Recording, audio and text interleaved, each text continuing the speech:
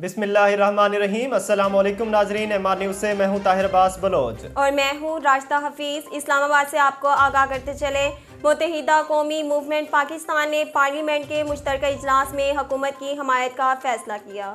वफाकी वज़ीर बराए इंफॉर्मेशन टेक्नोलॉजी अमीनुल हक ने कहा कि MQM पार्लियामेंट की मुश्तरका इजलास में कानून साजी पर हुकूमत की हिमायत करेगी और ये फैसला राब्ता कमेटी से मुशावरत के बाद किया गया।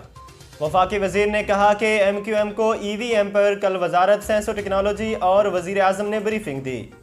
EVM के बिल समेत दीगर पर MQM हुकूमत की हिमायत करेगी।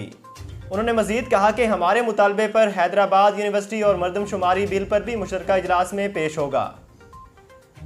जिला गुजरांवाला की तहसील कामुंगी में 13 साला लड़के से मुबैना बदफेली का वाकया पेश आया। कामुंगी के थाना सिटी की हदूद में 13 साल के लड़के से 2 अफराद की मुबैना बदफेली का मुकदमा दर्ज कर लिया गया है। पुलिस ने कार्रवाई करते हुए एक मुलजिम को गिरफ्तार कर लिया जो कि पुलिस कांस्टेबल है। दूसरी जानिब सजावल के नवाही गांव में लड़की से मुबैना ज्यादती का इंकशाफ हुआ है, जिसके बाद पुलिस ने मुकदमा दर्ज करते हुए मरकजी मुलजिम को गिरफ्तार कर लिया, जबकि दीगर मुलजमान की तलाश जारी है।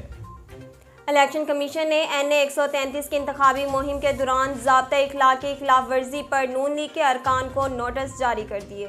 इलेक्शन कमीशन ने लाहौर के हल्का NA 133 के ज़मनी इलेक्शन के सिलसिला में चलाई जाने वाली इंतखाबी मुहिम के दौरान ज़ाब्ता इखलाक की खिलाफ वर्जी पर लीगी अरकान से वजाहत तलब की है और उन्हें 18 नवंबर तक जवाब देने का हुक्म दिया है।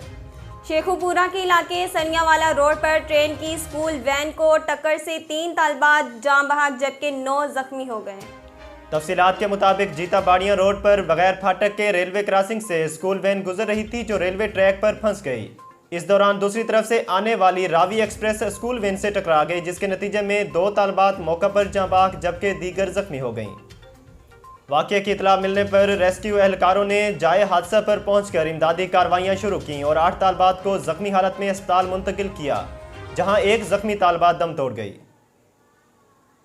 नाजरीन, MR न्यूज़ से फ़िलहाल इतना ही। मज़ीद खबरों और तफसीलात के लिए देखते रहें MR न्यूज़।